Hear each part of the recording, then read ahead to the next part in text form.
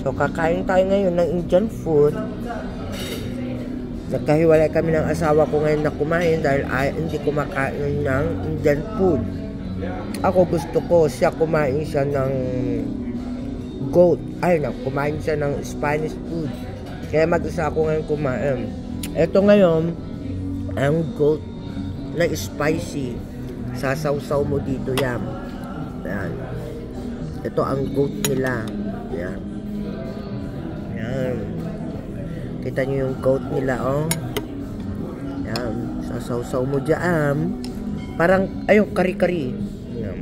Ayan ang kita nyo yan. Ayan, kain na naman tayo, guys. Ayan ang goat. Ayan.